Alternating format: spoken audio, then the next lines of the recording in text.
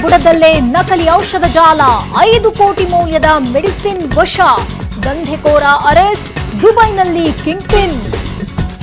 ಹಿಮಾಚಲದಿಂದ ಬೆಂಗಳೂರು ತನಕ ದಂಧೆ, fake medicine ಜಾಲ ಪತ್ತೆಗೆ ಎಸ್ಐಟಿ ರಚನೆ, ಔಷಧಗಳ ಮಾರಾಟದ ಬಗ್ಗೆ ಪರಿಶೀಲನೆ.